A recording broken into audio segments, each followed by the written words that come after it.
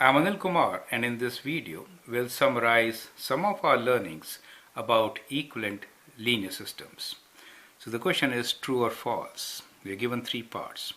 You have to make a judgment and justify if these statements are true or false. The first one is, when you add and subtract the equations in a linear system, you create an equivalent linear system of the equations that has the same solution as the original system. Is it true or false? Part B is, adding and subtracting the equations of a linear system will result in different graphs with same point of intersection as the original system. Is it always true or false? Part C is, adding or subtracting the equations of a linear system may result in a simple equation with only one variable. So write down your answers and then move forward. Well, as you know, all these statements are absolutely true. So that is a technique of making equivalent linear systems. So if you have, let me just write a simple example, x plus 2y equals to, let us say 4, and then we have x minus y equals to, let us say 6. Let's say that is our linear system. In that case, if we have to form equivalent linear system, what we can do is we can add them up, subtract them out, and get new equations. Those set of equations will form an equivalent linear system.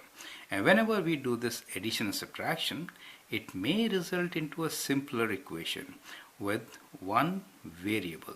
Okay, let's see. So this is equation 1, this is equation 2 for us. Let us first find the solution of this equation, right? So the solution of this equation could be, if I subtract the equation,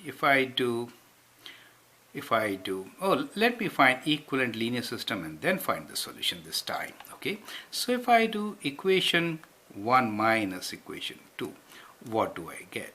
I get x gets eliminated and I get 3y equals to, we are doing 1 minus 2, so it minus 2 here, or y equals to minus 2 over 3. So that becomes the y value. Okay, if y value is minus 2 over 3, then what is x value? We can find the x value from the second equation as x is equals to y plus 6, which is minus 2 over 3 plus 6, right?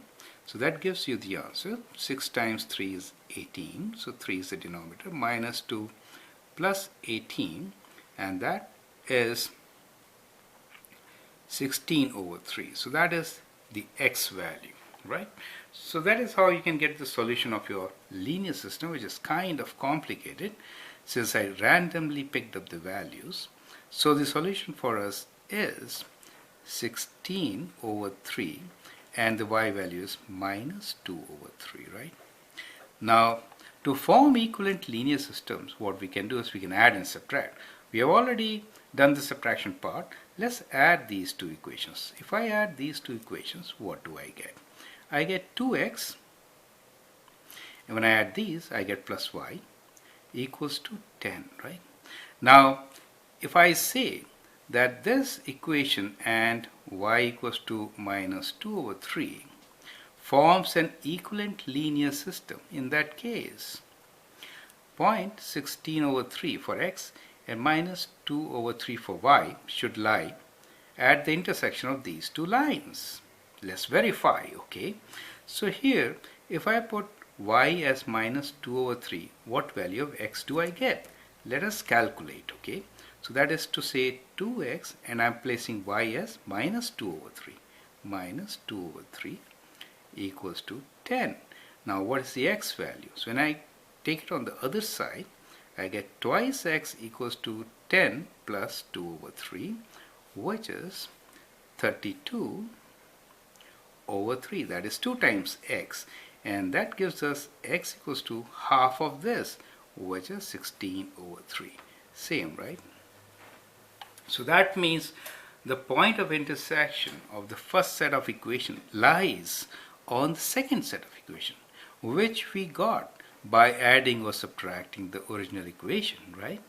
And you also noticed that when we did this operation, there was a time when we got single variable linear equation, correct?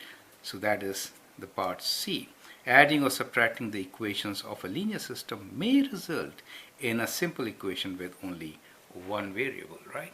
So I hope with this example you understand what we are trying to say. We'll explore this topic more in details now. Thank you and all the best.